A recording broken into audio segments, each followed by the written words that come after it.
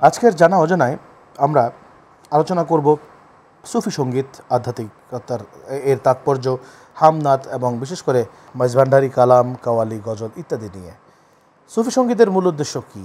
সঙ্গীত জিনিসটার যে মূল উদ্দেশ্য, অনেক সময় এটি খারাপ দিকেও ধাবিত করে, ভালো দিকেও ধাবিত করে, এবং অনেক সময় দেখা যায় যে কাওয়ালি যারা সুফিয়ানে কেরাম শুনতেন, আধ্যাত্মিকতার খোরাক হিসাবে, পরিশুদ্ধিতার সহায়ক হিসাবে তারা শুনতেন। সেক্ষেত্রে আপনি কি বলবেন এই বিষয়ে? সুফি সঙ্গীত বিষয় নিয়ে ইসলামে একটু এর পক্ষে বিপক্ষে আলোচনা আছে, হেদায়াতেও আলোচনা আছে, বিভিন্ন ফেকার কিতাবে এগুলো আলোচনা আছে। কেউ এটাকে বৈধ বলেছেন, আর কেউ এটাকে অবৈধ বলেছেন, সঙ্গীত চর্চা। এখন আপনি আপনার সাথে যদি একটু কথা বলতে চাই, আমাদের খোলামন নিয়ে যদি আমরা কথা বলতে চাই, সঙ্গীত জিনিসটা কি? এটা ছন্দ নিয়ে কোনো কিছু আবৃত্তি করা, ছন্দ থাকবে, কথা তো আমরা সবাই বলি, আমি আপনার সাথে কথা বলছি, এখানে ছন্দ নেই, সুতরাং এটা সঙ্গীত না, এটা গান না। যখন আমাদের কথার মধ্যে ছন্দ আসবে, আমাদের কথার মধ্যে যখন একটা সুর আসবে, তখন সেটাকে সঙ্গীত বলে। ছন্দ থাকলে সুর আসবে, ছন্দ না থাকলে সুর আসবে না। আমার এই কথার মধ্যে কিন্তু ছন্দ নেই, ছন্দ যখন নেই সুরও নেই। আচ্ছা, হযরত হাসান ইবনে সাবিতের কী কাজ ছিল? আল্লাহর হাবিব সাল্লাল্লাহু আলাইহি ওয়াসাল্লামকে কবিতা শোনানো। কবিতা এটা কি ছন্দের জিনিস? তা আপনি যদি ছন্দ আনেন, সেখানে তো সুর ছিল। আমরা আরবির মধ্যে 12টা বাহার আছে, বাহারে তবিল, বাহারে রমল, অনেক বাহার আছে, মুতাদারিক আছে, অনেক বাহার আছে। যে বাহারগুলো মানে যে ছন্দে কথাগুলো বলতেন, তারা কবিতা আবৃত্তি করতেন। তো সেই ছন্দর মধ্যে সুর আছে, ছন্দ থাকলে আপনার সুর থাকবে। তো হযরত হাসান ইবনে সাবিত রাদিয়াল্লাহু তাআলা যখন রাসূলকে কবিতা শোনাতেন, তবে ছন্দে শোনাতেন, তো কবিতার তো অবশ্যই ছন্দ আছে। তো ছন্দে যখন উনি আবৃত্তি করতেন, তখন সেখানে একটা সুর সৃষ্টি হতো। সে সুর চিনে রাসূলও খুশি হতেন এবং সাহাবায়ে কেরামরাও খুশি হতেন। তো এখন কেউ যদি বলেন ছন্দ সুর নাজায়েজ, এটা আমার বুঝে আসে না। এখন প্রশ্ন হলো, আমরা আমাদের গলার সুরের বাইরে গিয়ে, ছন্দের বাইরে গিয়ে কিন্তু ইনস্ট্রুমেন্টস নিয়ে কিছু করা যাবে কিনা, সেই কথায় আসা যাক।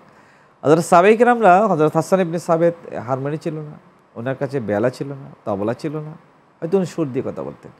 আমার কথা হলো, সেখানে সেই জমানায় হারমোনিয়ামের আবিষ্কার হয়নি, সেই জমানায় তবলার আবিষ্কার হয় নাই, একতারারও আবিষ্কার হয় নাই, যার কারণে তাদের গলার সুন্দর সুর নিয়ে তারা এই যে আবৃত্তি করতেন, সেই আবৃত্তিগুলো তাদেরকে বিমোহিত করত, তাদেরকে সুরের মচ্ছনায় তাদেরকে আবেগ আপ্লুত করত।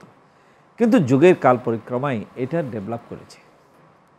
সুর কিন্তু আমাদের আত্মার জিনিস। কোরআন, আপনি যে মৌলানা রুমি যদি কেউ আমরা না পড়ে, আমরা যদি জামি না বুঝি, আমরা যদি ইসলামের এই মূল যে উপাদানগুলো, যে মৌলানা রুমি, জামি, সিরাজি, হাফিজ, এগুলো যদি আমরা উপলব্ধি করতে না পারি, তাহলে আমাদের তো ইসলামের আর কিছুই থাকবে না।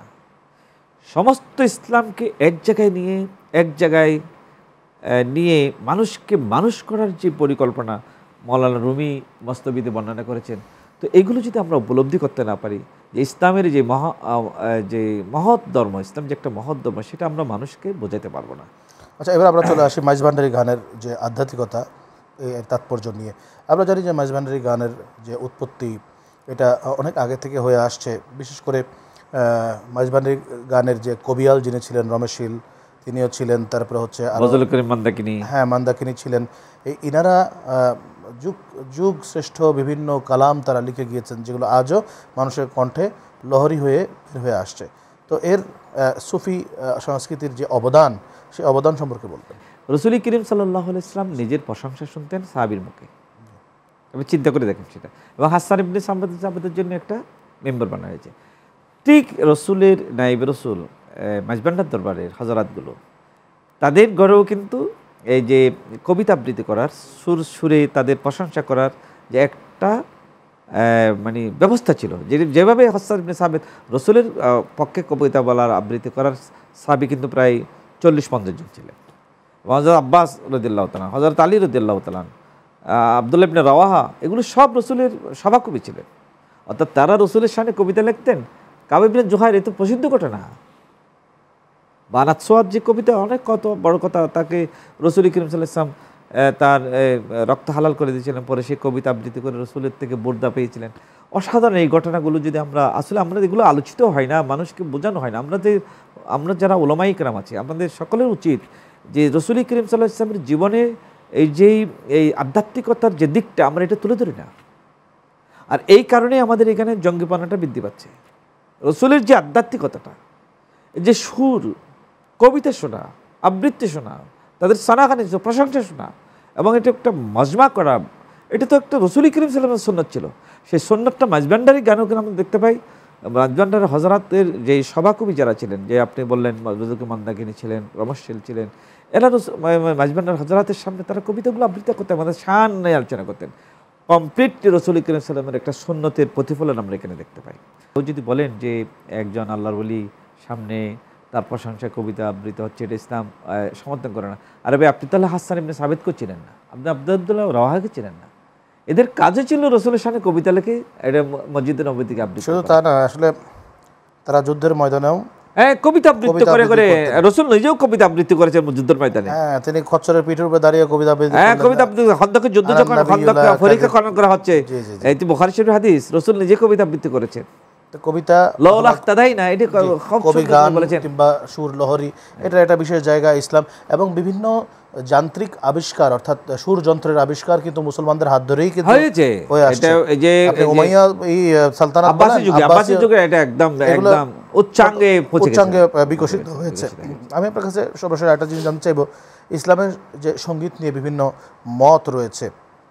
আমরা কাওয়ালি গাই, গজল গাই, তারপরে সুফি সঙ্গীত রয়েছে, তারপরে মুরসিয়া রয়েছে, তারপরে হচ্ছে আপনার বিভিন্ন রকম সঙ্গীতের কতটুকু ধারা রয়েছে।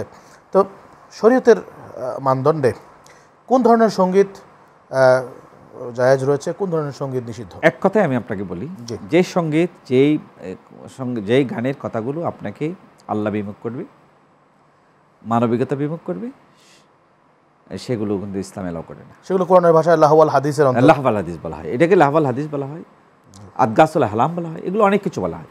তো এই লাহাবে লাওয়াব বলা হয়, এগুলো ইসলাম এলাও করে না। যেই কথার, যেই গানের, যেই কবিতার আপনার অর্থ আছে, ভালো অর্থ আছে, যেই কবিতায়, সেটা আপনি নজরুল বলুক, সেটা ওমর খাইম বলুক, সে ডক্টর ইকবাল বলুক, সেটা কিন্তু জায়েজ আছে। কিন্তু আমাদের দেশে আপনি চিন্তা করে দেখবেন, ওলামায়ে কেরামরা সবাই কিন্তু কথা বলতে ডক্টর ইকবালের কবিতাটা আবৃত্তি, কি মোহাম্মদ সোফা তুনে তাহামতুনে, এই কথাগুলো আবৃত্তি করেন। এগুলো ছন্দে লেখা, কিন্তু এগুলো আপনি যদি পড়তে যান তারপরে সুর সৃষ্টি হবে, সেখানে আপনার গান সৃষ্টি হবে। অর্থাৎ মূল কথা হলো আমরা বুঝে না বুঝে, আমাদের প্রায় স্কুল অফ থটস যেগুলো আছে ইসলামে, সবাই কিন্তু রুমিকে আবৃত্তি করেন, ইকবালকে আবৃত্তি করেন। আসলে এটা নিয়ে কোনো একতলাপ নেই। কথার সাথে আমি এটাও বলতে চাই যে আল্লাহর হাবিব সাল্লাল্লাহু আলাইহি ওয়াসাল্লাম, তার কাছে সবচেয়ে বড় ছন্দময় গ্রন্থ নাজিল হয়েছে পবিত্র আল কোরআনুল কারীম, এবং রাসূল এটা বলেছেন মাল্লাম ইয়াতাগান্না বিল কোরআনি ফালাইসা মিন্না। অসাধারণ। আপনি সুর দিয়ে যদি কোরআন তেলাওয়াত না করেন, রাসূল বলেছেন তুমি আমার উম্মত না, উম্মত না। এবং রাসূল সাল্লাল্লাহু আলাইহি ওয়াসাল্লাম শুনতে চাইতেন আরেকজনকে এই সুর দিয়ে কোরআন শরীফ তেলাওয়াত করো। মজার বিষয় হচ্ছে যে তৎকালীন সময়ে সুর এবং ছন্দের যে একটা স্নায়ু যুদ্ধ চলছিল, সেই যুদ্ধে আল্লাহর হাবিব সাল্লাল্লাহু আলাইহি ওয়াসাল্লামকে বিজয়ী করার জন্য আল্লাহ তাআলা কোরআন নাজিল করলেন। তখন তিনি যখন ইন্না আতাইনাকাল কাউসার ফাসাল্লি লিরাব্বিকা ওয়ানহার ইন্না শানিআকা হুয়াল আবতার পড়লেন, তখন কাফেররা নির্দ্বিধায় বলে উঠতে বাধ্য হয়েছে, লাইসা হাযা কালামুল বাশার, যে এটা কোনো মানুষের কথা হতে পারে না, যার কাছে পৌঁছানো আমাদের কোনো ক্ষমতা নাই।